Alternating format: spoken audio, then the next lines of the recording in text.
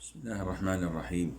الحمد لله رب العالمين، وصلى الله وسلم وبارك على المبعوث رحمة للعالمين نبينا محمد وعلى آله وصحبه ومن اهتدى بهديه واستنى بسنته إلى يوم الدين. أما بعد. Assalamu alaikum wa rahmatullahi wa barakatuh, and welcome to this 48th episode of explaining the book of Islamic Fiqh, which by now I hope that the vast majority of you have downloaded the book and also have registered in Islamic Fiqh.net, the Islamic Fiqh.net, so that you would be able to get assessment of your level in fiqh, get frequent quizzes and tests, and hopefully by the end of the process you would be able to get a certificate. Last time we spoke about the wives' rights, and we mentioned 5 types of these rights, and there are many more. So the dowry, being looked after, her rights in being satisfied through sexual intercourse, proper companionship and kind treatment, and finally fairness if he has more than one wife. Now, when we say rights of the wife, we do not ignore that she also has obligations toward her husband, and her rights are not limited at all in these 5 categories. But when you look at proper companionship and kind treatment, this right you can actually write books on, because it deals a lot with women's or wives' rights over their husbands in kind treatment, in not being abusive, in giving them and this is also not mentioned, but it falls under the same category of being looked after.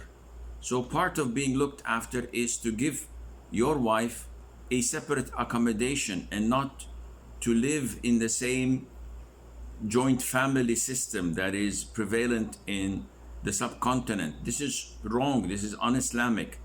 A woman needs her own quarters to dress as she wishes, to be alone with herself or with her children whenever she wishes. To force a woman to stay with her in-laws, not only that, but also to serve them and to be a local maid for them, this is un-Islamic, and this is not giving her her rights. So when we talk about the wife's rights, a small paragraph or a sentence would not do her justice. Yet this is a very concise explanation of fiqh. So we probably need a lecture to expand on the rights of wives over their husbands. And also we have to differentiate between what is mandatory and what is recommended. So when it comes to mandatory, it is her right to be looked after. A husband who is not knowledgeable, a husband who is too technical, in short, an imbecile husband, would come and say, listen, I'm obliged to provide for you and look after you, so here is 1 meal per day. If you eat 1 meal per day, you will not starve and you will not die. So this is my obligation towards you. You want fruits? This is not my obligation. I just provide you with the main course. Appetizers is not my problem. To buy normal foods that people have in their homes, this is not my obligation. Subhanallah. You do not deal with your spouse using a calculator. This is what I have to do, and this is what I'm not obliged to do, so I'm not going to do it. No. Life is not like this. There has to be mutual care and love between the spouses. Even if there may arise reasons for being a little bit unhappy, unsatisfied with your spouse, this doesn't entitle you or give you the right to not give them their rights fully. So this is a very important issue. When we study aspects of fiqh, this is not going deep in how relationships should be. We're just skimming the surface so that the basics can be fulfilled, but this is only the tip of an iceberg. So what are the husband's rights? First, it says wives should always keep their husband's secrets. And this is not a husband's right. This is mutual. So keeping secrets that can only be shared by the spouses is a must. A wife must not expose her husband's secret. A husband must not expose his wife's secret. And by secrets, we mean the things that are related to marital issues. So things related to intimacy, things related to their own privacy. These must be concealed. It is not permissible for a wife to go and complain to her mother or to her father or to her sisters that he does this, he does that, which are not things to be complained about. Likewise, a man is not allowed to go and speak with his mother. I got a question the other day, a complaint from a sister saying that her mother-in-law insists on her, that is the daughter-in-law, to disclose what goes on during the night with her son. And she tells her to do this and to do that, and she doesn't feel comfortable doing that at all. And when she saw that she's not responding to her, she went to her son.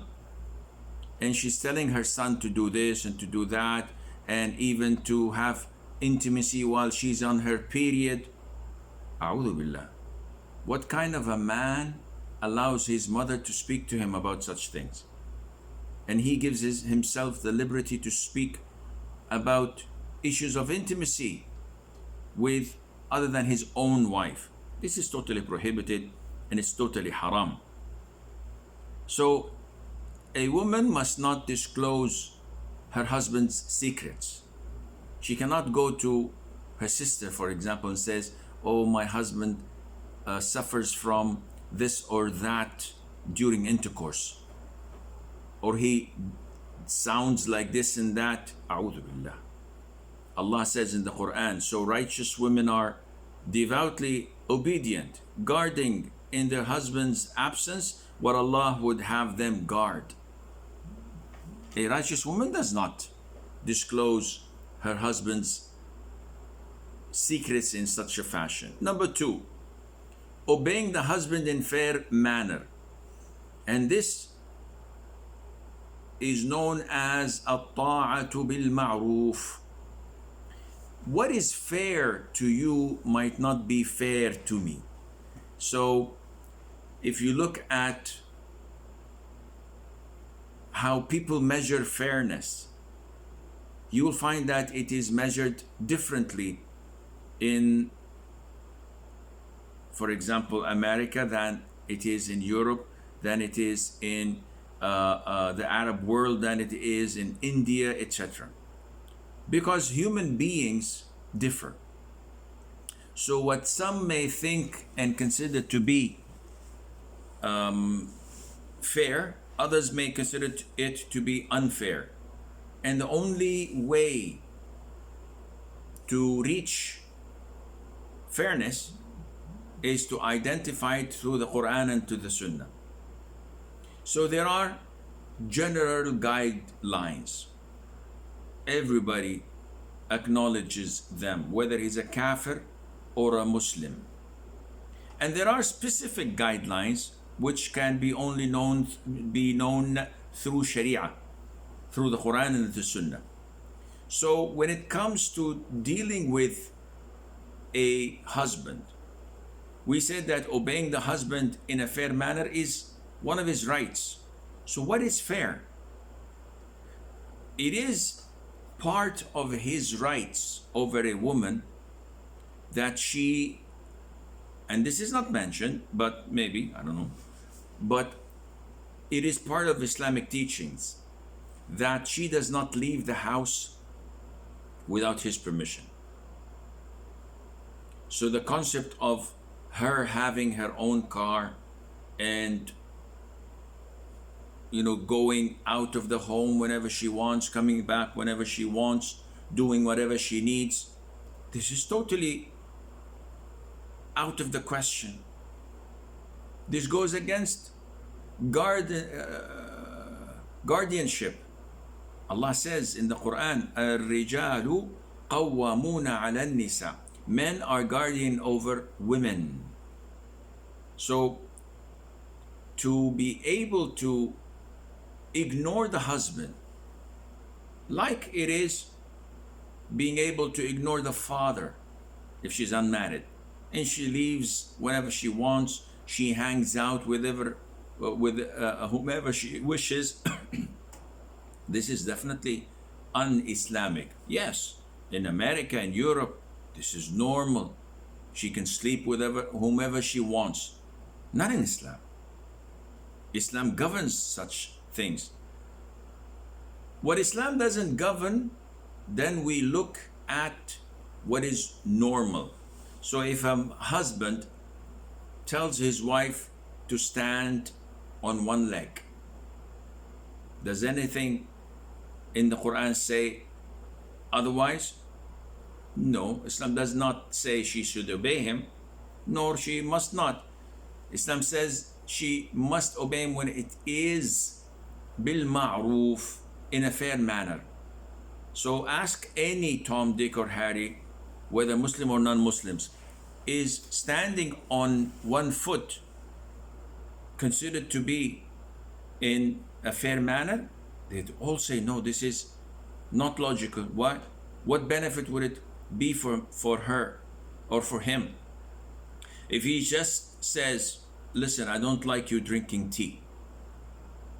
Why? I don't like it. Is she obliged to obey him? Definitely not. This is not obeying him in fair manner. If he comes to her and says, listen, I need your ATM and I'd like to use your money whenever I want. You're my wife, I have full authority over your wealth. She should not give him anything, not even a single red penny, because it's not part of obeying him in fair manner. This is tyranny. This is oppression. She's entitled to do whatever she wants with her wealth. It's her money.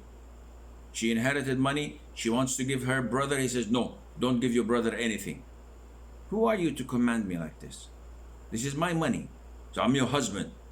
So I obey you by not going out of the house.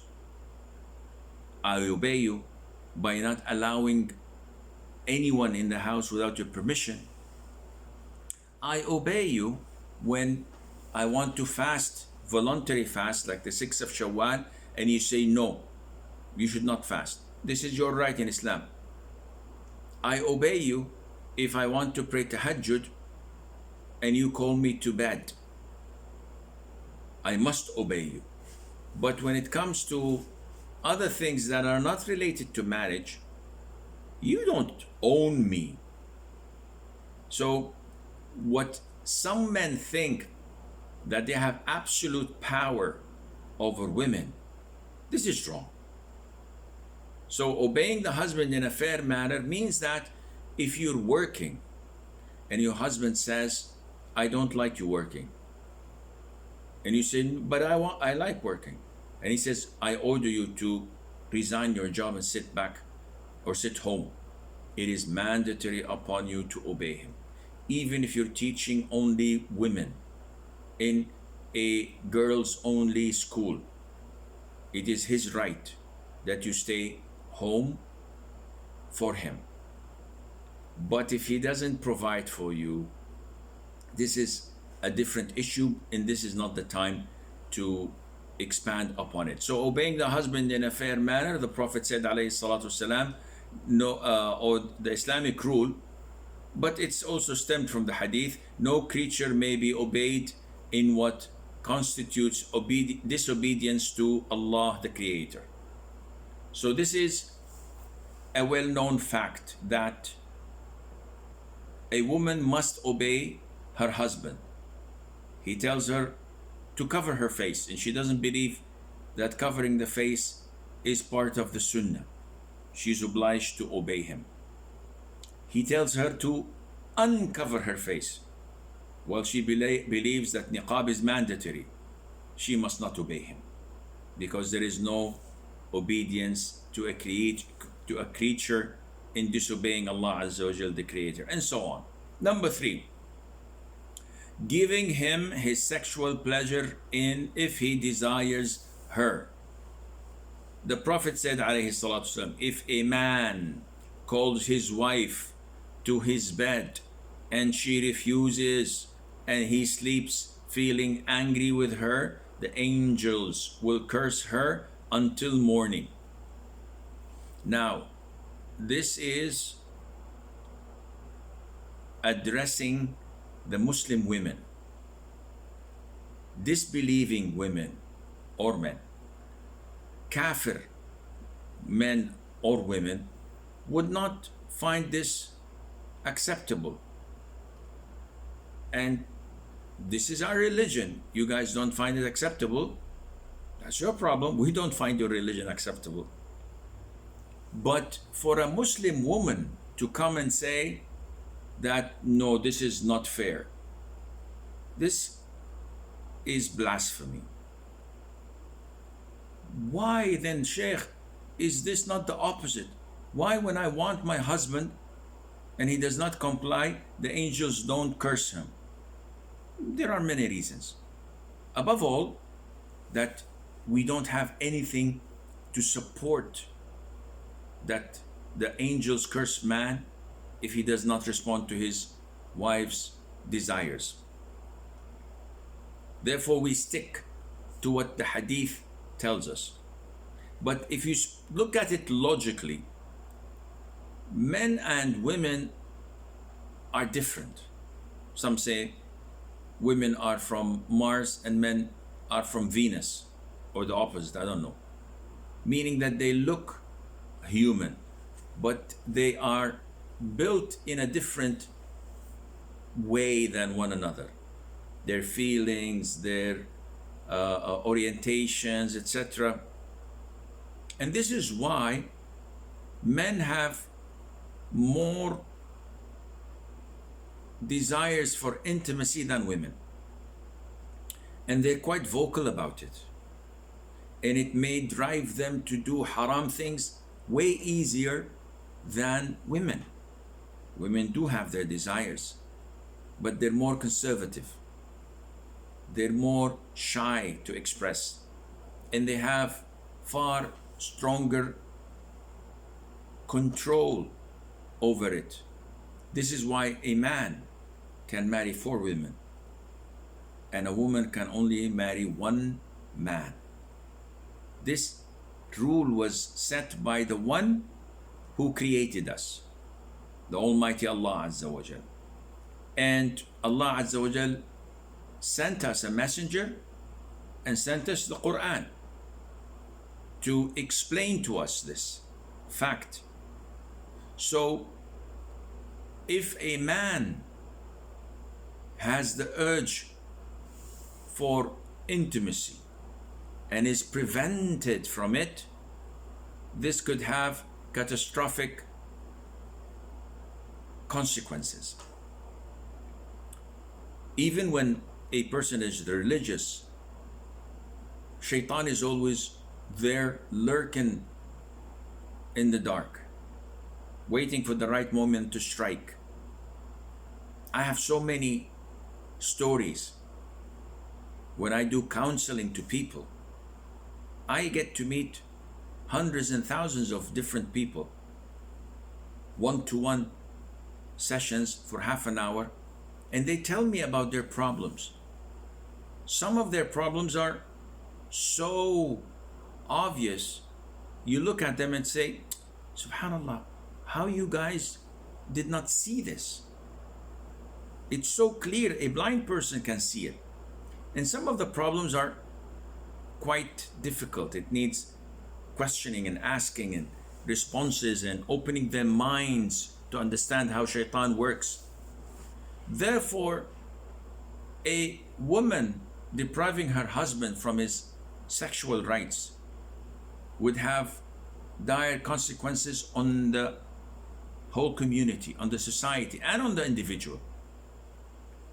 I'm not justifying for that person to go and watch pornography or to chit-chat with a non-mahram woman or to flirt with a colleague at work. No, this is all prohibited and haram.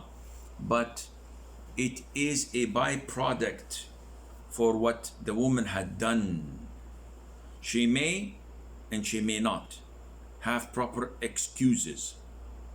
Islam says, unless it is harmful for you, unless you're sick and you're unable to give him what he wants, unless it is harmful and it's causing you harm, you have no reason. Even if you were requested while cooking on a stove in a kitchen and he demands his rights, the Prophet says, give it to him. Of course, a woman, when she asks her husband, any normal person would comply. Men love to be desired. Men love to be sought after, because this is not the norm. The norm is a man runs after a woman. And this is why when a father wants to encourage his son, he says, come on, son, study hard, graduate, and the moment you get a job, I'll find you a beautiful, righteous wife. So this is a target that all men look for. While when he speaks to his daughter, he would never ever say, come on, daughter, graduate, and I will find you a good husband.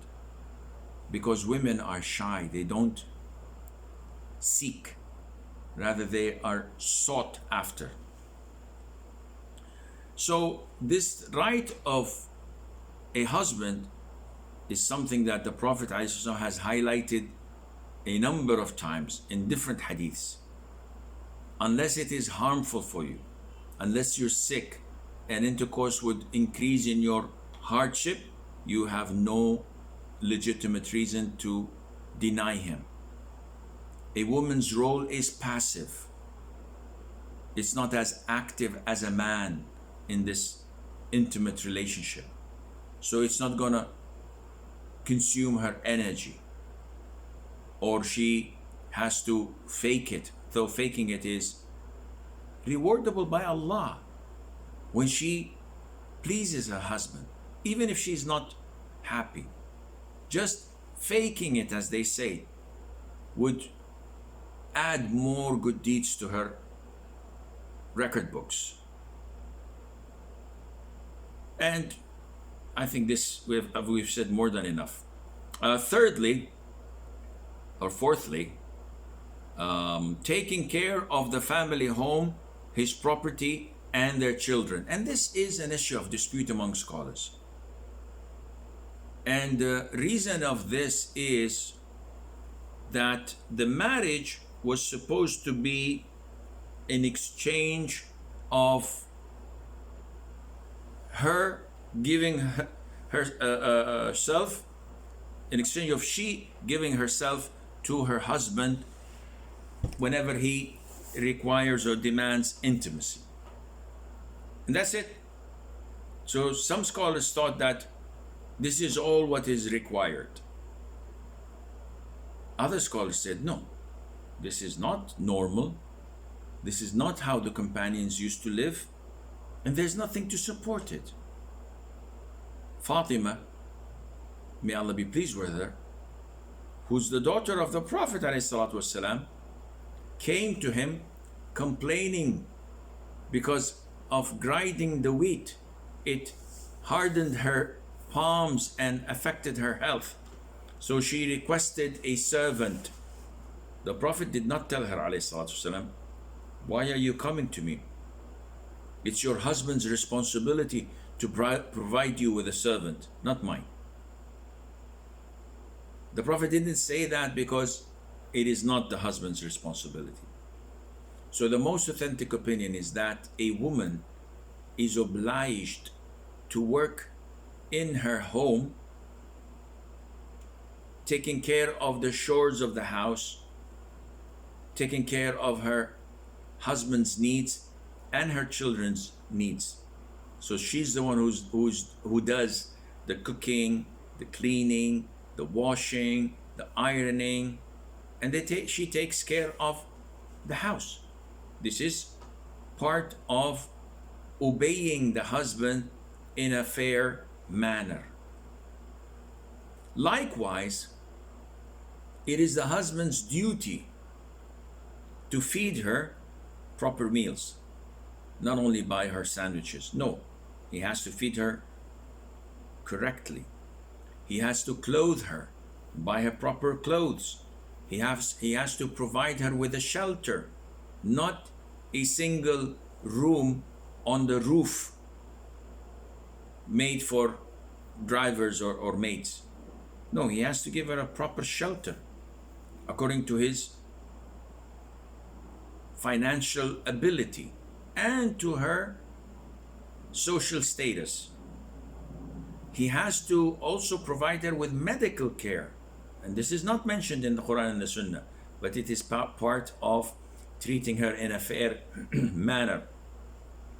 And he has to take her out, take care of her needs, does not neglect her when it comes to words of compassion and mercy, texting her that he loves her and he misses her, buying her a red rose every now and then, buying her jewelry if he can afford it, a bottle of perfume, taking her out for dinner, spending quality time. All of these are not mandatory, but they are highly recommended, because in return, she's taking care of your house, of your children, of your clothes, of your food. So it's a mutual relationship, a mutual transactions. You have to do something, scratch my back, I scratch yours. With the difference that this is an instruction from Allah Azza wa Jal to take care of one another. Finally, kindly treatment and good manners. So many women are abusive. So many women say things and then apologize after a while when it's too late. If a woman restrains herself, controls her tongue, and does not say things that would be more painful to cure than to avoid, a lot of marriages suffer from this. And a lot of the brothers are complaining from being unkindly treated. Some of them, that is, some of the brothers, are too soft and too kind, which makes women ride them like a mule. And some men are too aggressive, are too abusive, which makes women treat them like an adversary, an enemy. And they see that the only way to live through this marriage is to be more oppressive and more abusive than him. And definitely this is not the life that Allah has promised us. Allah says that among His signs that He created for you, from you, spouses so that you would have shelter in them, have comfort and tranquility in them. And He made between them, the spouses, compassion and kindness and mercy. When you look at how spouses are living, you would see that a lot of them have failed big time. And with the grace of Allah Azza wa Jal, when I sit with couples trying to solve their problems, it's very easy because I can see what is wrong, while they, for being in the same situation for tens of years, have become numb and unable to feel what is going on or what is coming from their mouths and how offensive it is. So it's just an eye-opener, alhamdulillah. Therefore, kind treatment and good manners from both sides is the formula for a happy marriage. Whenever respect disappears, this is when shaitan comes, this is when shaitan is present, and problems happen without an end. We move on to the following chapter, which is the solution of the marriage at the wife's request, definition and status. This is dealing with khul'. When a marriage takes place, this is a very strong bond between a man and a wife. To dissolve this, it has to be done by the man giving talaq, I divorce you, or by the woman asking for khul', which we are about to talk, or by the Muslim judge dissolving the marriage through the power invested in him. So he has the right to say, you guys can't stay together. Your marriage is dissolved. Even if the husband is not happy, even if the wife is not happy. But the Muslim judge has the authority to do this. So what is khul'? Khul' is the solution of the marriage in specific words and in return for compensation paid by the wife to her husband. Allah says, if you have a cause to fear that they would not be able to keep within the bounds set by Allah, that is the spouses, it shall be no offense for either of them if she gives up whatever she may in order to free herself. So what is khul'? Khul' is a process where a woman buys her freedom. So she got into this marriage by being paid a dowry. If she wants out for a legitimate reason, she buys her way out through giving the same amount of dowry or even less, depending on what they reach an agreement over. In the authentic hadith, Thabit ibn Qais, may Allah be pleased with him, was married to a woman. And this woman came to the Prophet ﷺ. Now we know that Thabit is one of the companions of the Prophet ﷺ. He was what we explain today as the Minister of Information. He's a spokesman.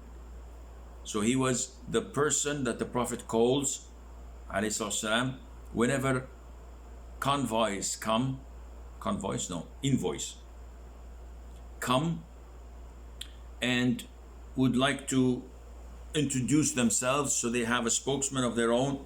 And he says, we are this, we are that, and they speak proudly of their tribe. Thabit ibn Qais, because of his very loud voice and articulate fashion, would be ordered by the Prophet ﷺ to respond to them. So this is his job. So he's a good companion of the Prophet ﷺ. His wife came to the Prophet and said, "O Prophet of Allah, I do not want to stay with Thabit. I don't want to be married to him. And he doesn't want to divorce me." So the Prophet said, Yani, do you find anything wrong with him? Is he sinning? Is he watching like porn or doing something bad? So she says, I do not blame Thabit ibn Qais for any defect in his character or his religious commitment. A'udhu billah, he's a good Muslim. But I would hate to commit an act of disbelief now that I'm a Muslim. Whoa, what is that related to marriage? Disbelief here is originally called kufr. And kufr can be disbelief, which is major, and can be minor, which is sinful. So accusing you in your lineage, this is kufr, but it is minor. So no, you're not from that tribe or from that lineage, or your great grandfather is not who you claim to be. So you're not honorable. This is kufr, but it's minor. And a woman being abusive to her husband, not giving him his rights, not respecting him, is kufr. Not major, but minor. So the wife of Thabit said, the man is perfect. I simply do not accept him. Hence, I'm unable to give him his rights, intimacy and others. So this would put me in a category of kufr, which is the minor disbelief, as in the hadith, O women, give sadaqah, for I have seen you the majority of the people of hell. And the women said, why, O Prophet of Allah? And the Prophet said, because of your disbelief. And they said, we disbelieve in Allah and the Prophet ﷺ? Said, no. You disbelieve in the marriage, in the marital life, and in the good days that had been between you and your husband. If your husband is kind to you the whole year and makes one single mistake, you would say, I've never seen anything good from you. So the Prophet described this feeling of ingratitude, of being unthankful, ungrateful, described it as kufr. And scholars said that this is not disbelief in Allah that would put a person in hell for eternity, but it's a major sin and it is minor kufr. Killing a Muslim is kufr, but this is minor. And in Arabic we have al-kufr and we have kufr. Al means the. So Ibn Taymiyyah says, may Allah have mercy on his soul, that whenever the is introduced to the word kufr or shirk, it makes it major. And when it's stripped of it, it makes that minor. And Allah Azza wa Jal knows best. So the Prophet said to her, will you give him back his garden? Because Thabit gave her as a dowry a farm. And she said yes. So the Prophet addressed Thabit sallallahu alaihi wasallam, and he said, take your garden back and divorce her once. So this is the right way of performing khul' to reach a compromise, an agreement between the man and his wife. So if he goes and notices that his wife is not liking him, the ideal situation is for a real husband to divorce his wife. Akhi, if she doesn't love you, she doesn't want you, she doesn't have any feelings to you, why are you keeping her? Oh, Sheikh, I love her. Yeah, but she doesn't love you back. You want to force her to love you? She's been there and she has done that. So what's the point? Oh, I can't leave her. Come on, man, be a man. Divorce her, ditch her, and get married to someone who's younger and more beautiful and would appreciate you more. She's a human being. She doesn't like you anymore. She doesn't love you. So why are you fighting a losing battle? This doesn't make any sense.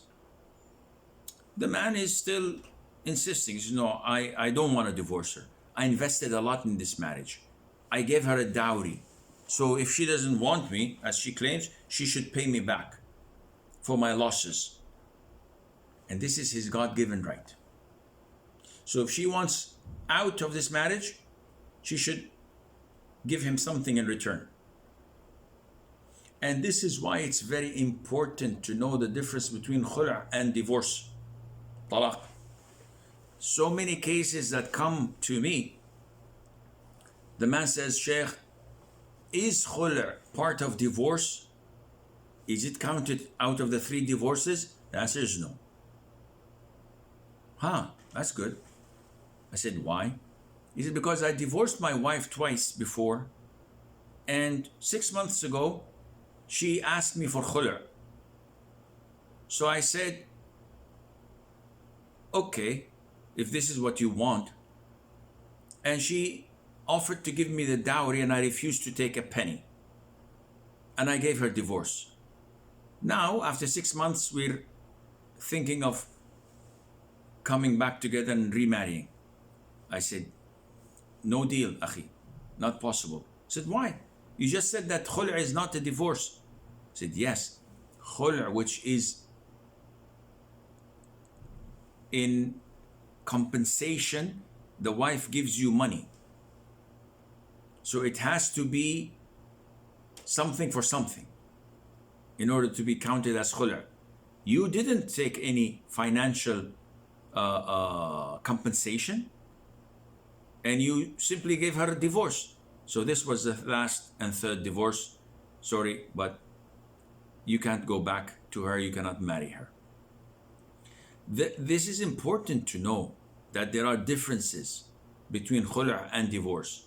For example, divorce number 1 and divorce number 2, the iddah period is 3 monthly cycles if she's not pregnant. While khul' is 1 monthly cycle, similar to the 3rd divorce. If a man divorces his wife for the 3rd time, she waits only for 1 monthly cycle and then she can marry again. But the 1st and 2nd divorces, she has to wait 3 monthly cycles. Khul' is exactly the same as the 3rd divorce in the sense that she's awarded khul' today, in the evening she gets her menses, 5 days later she's pure, the 6th day she can get married to another man. Boom, no problem. Also, in divorce 1 and divorce 2, during the iddah period, she is considered to be his wife. And if he wants, he can revoke the marriage, reconcile with her, with or without her permission. She has no say in it. He's the one who divorced. He's the only one who has the right to revoke the marriage and get her back to the marriage institution or whatever. If she refuses, it has no value. In khul', once the khul' is awarded, couple of weeks later, the man says, oh, I changed my mind. I revoke my khula. Nope, no done deal. It's over. So what to do? The woman herself wants to go back in marriage with him. This is a different situation. You can propose to her guardian, and if he agrees, then we can make a marriage contract with a new mahar, with two Muslim male witnesses. It's the whole full nine yards. But other than that, no, you cannot revoke the khul' as you wish. So this is almost everything that we need to know about what's in khul', and I think we should move on to the questions. We have the first question is from Abdul Qadir. He says, is it permissible for a husband and wife to pray tahajjud or qiyamul layl in congregation? And if yes, is it loud prayers or silent? The answer is yes, without any doubt. A man and his wife, it is part of sunnah to offer night prayer together. This is highly recommended by the Prophet ﷺ. He said that whenever a man wakes up and he wakes up his wife and he sprinkles water on her face if she refuses to wake up, and they pray 2 rak'ahs, they will be registered in Allah's records as among those who remember Allah, men and women, a lot. الذاكرين الله كثيرا والذاكرات. And also the Prophet ﷺ used to wake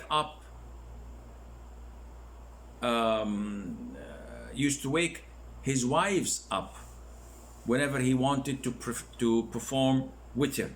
So he used to pray a lot of night prayer, but when it came to witr, he used to wake Aisha and his wives up to join him in that. So this is a very highly recommended sunnah, to offer night prayer, tahajjud, with your spouse. Should he recite loudly or softly? Definitely loudly, because night prayer is recited a bit louder than silent prayers, where you can hear yourself and also those praying with you can hear you. It was reported that the Prophet ﷺ once passed by Abu Bakr's home, or he asked Abu Bakr, how do you recite during night prayers? And he says, I recite silently. So when the Prophet asked him, why do you recite silently? He said, I made the one who I am addressing hear what I have to say. Now I'm reciting the Quran for whom? For Allah. Does Allah need me to raise my voice? This is Abu Bakr's way of thinking. He says, no. I'm calling Allah and Allah is hearing me. So he passed by Umar. And Umar was reciting the Quran loudly. So he said, why are you reciting the Quran this loud, Umar? So he said, O Prophet of Allah, to scare the devil away and to wake up those who are sleepy and drowsy, to encourage them to stand up and pray. So the Prophet said to Abu Bakr, raise your voice a bit, and said to Umar, lower your voice a bit. Rashid says, after taking khul', is it mandatory to return the mahar amount paid by the groom, or what is the ruling on this? Well, we've just spoke about this, Rashid.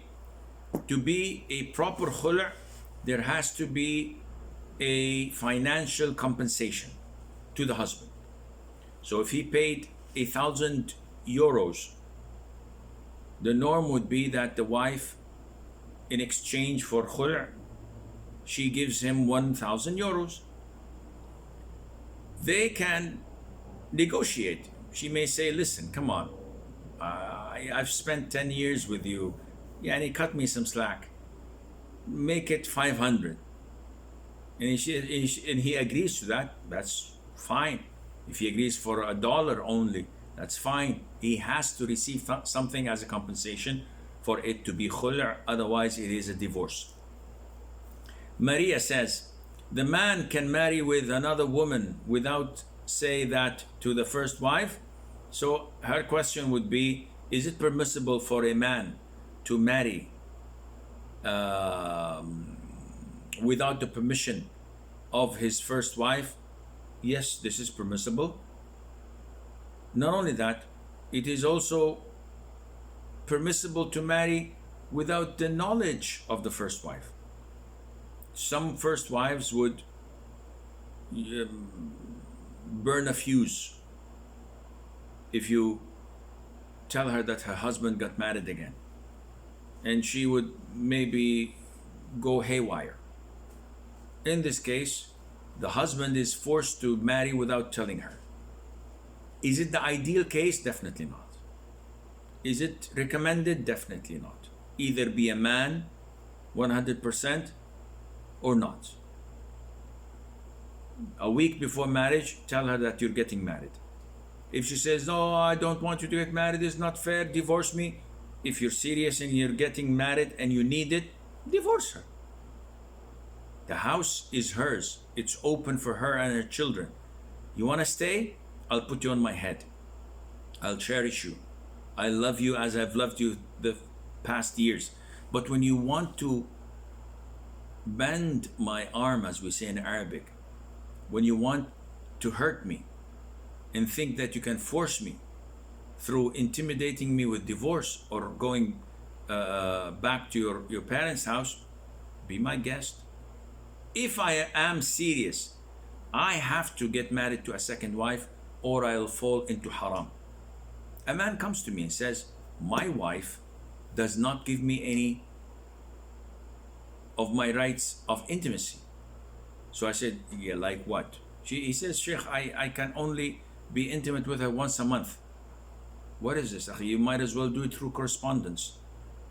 Let her go to her country. And what kind of marriage is this? And I face a lot of fitna. And I'm going to fall in haram, Sheikh. I said, Akhi, get married again. He says, she will divorce me.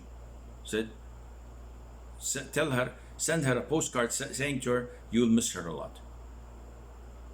If she's not willing to give you your rights, and she's preventing you from having a second wife, what do you need of her?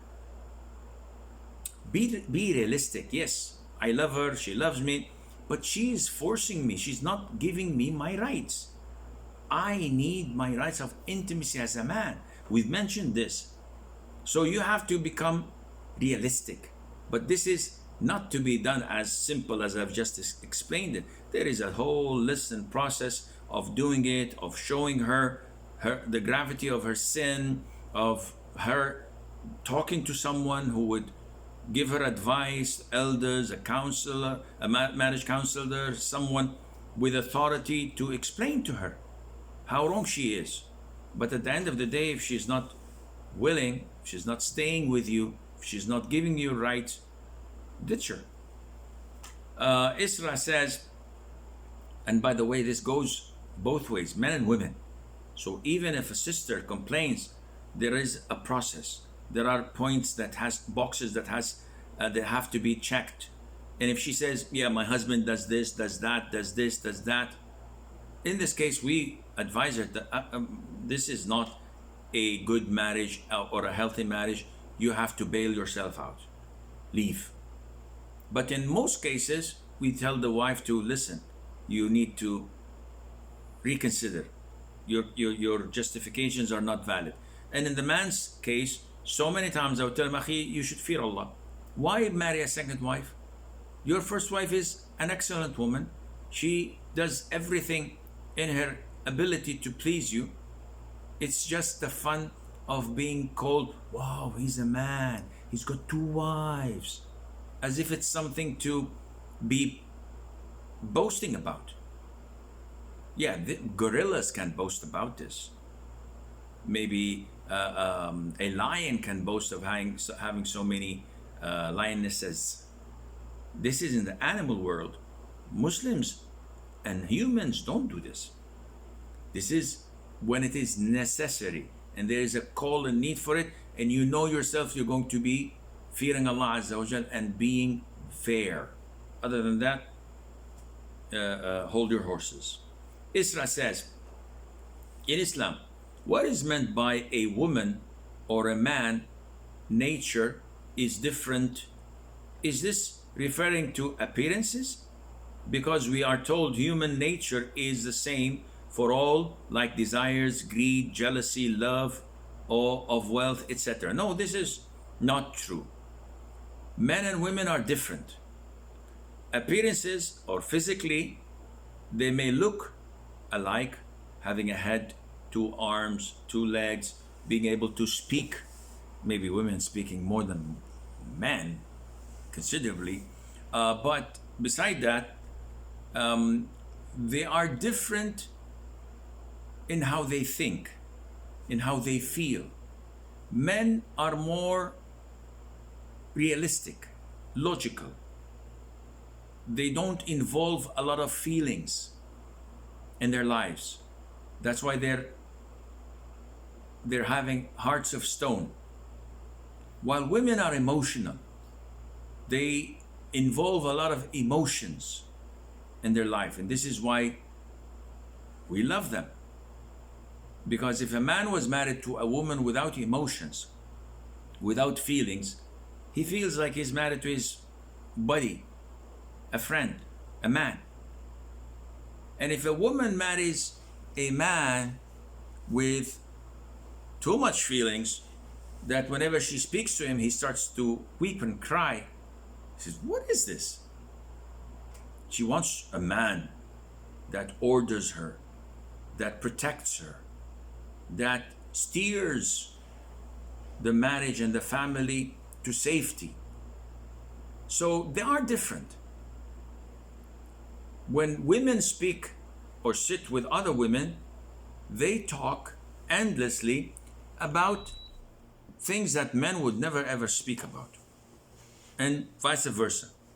So when I sit with the boys, we talk about cars, property prices, about inflation, stocks, about politics, economy.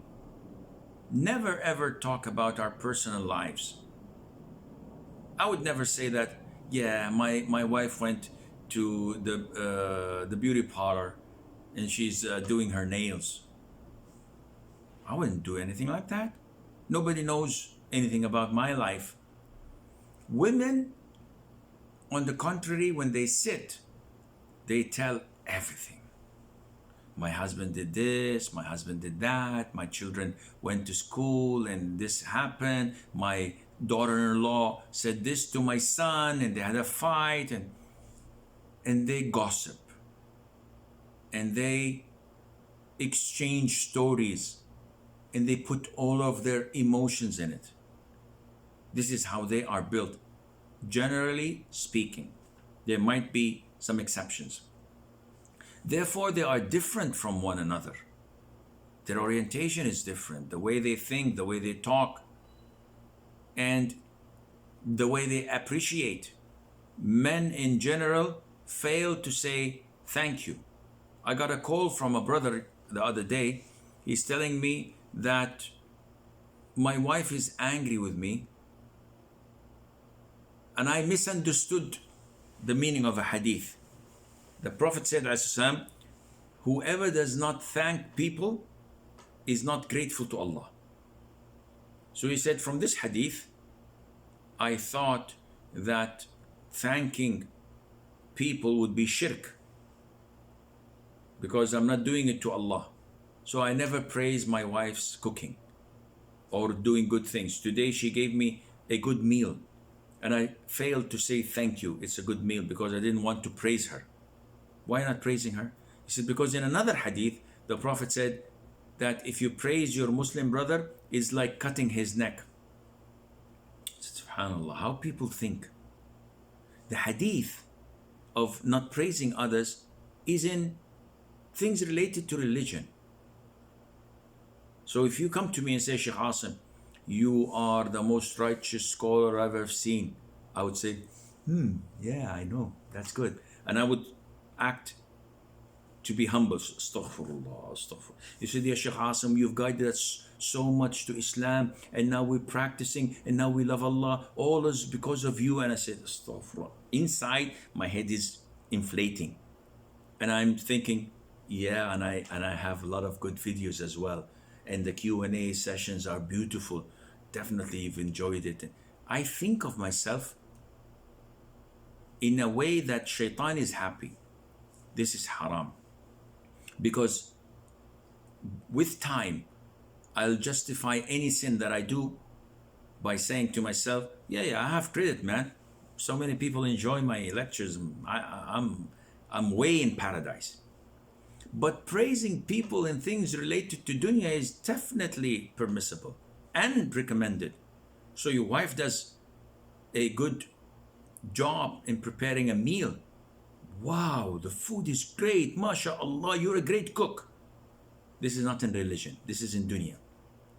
She wears a beautiful dress, even if it's not beautiful. Yeah, he fake it.